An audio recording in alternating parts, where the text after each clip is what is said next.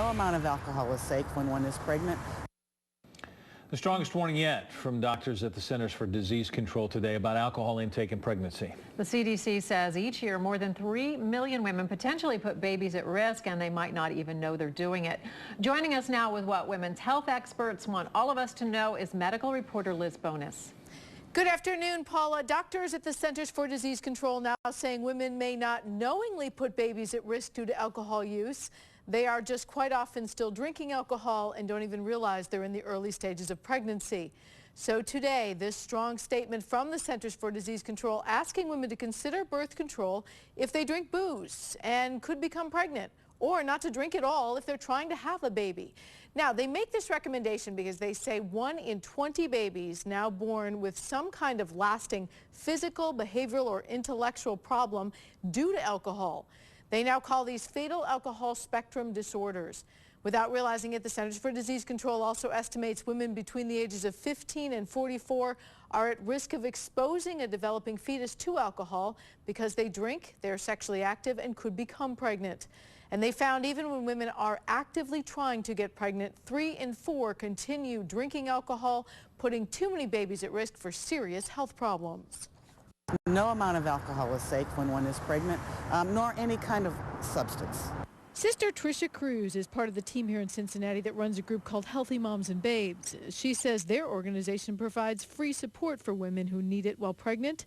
And this no alcohol message while pregnant is often a struggle for women who are simply trying to find the love and support that they need. If they can't love and take care of themselves, there's no way they're going to be able to take care of their children. And for me, coming from my background, there is a direct correlation between moms and their ability to take care of themselves and their children and the poverty rate, which is number 2 in the country for children in this city in Cincinnati. She points out that this is a public health concern. It is a problem for all of us in the community when children are born with symptoms related to alcohol use in pregnancy, and those symptoms will be lifelong for babies. It affects that child their entire life. So it affects them when they're born, it affects their health, it affects their education.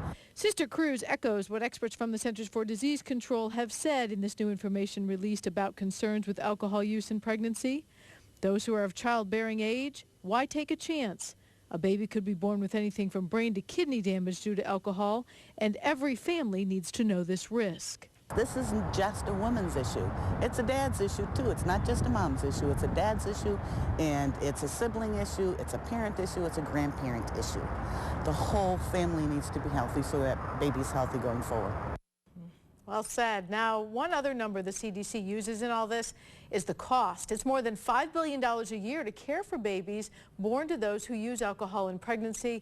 They say a lot of women do know about eating right or taking prenatal vitamins, but if you want to have a healthy pregnancy, you really often don't always think about alcohol use. You know, there even was a little bit of a time where they thought maybe, you know, a drink a day. Yeah. That's even changed now. And I know I often will hear, like, I went out and I got drinking and I got pregnant. You know, the sooner you stop, the better off it is. So no matter what, that can make a difference. They're hoping people will just hear this and start that conversation.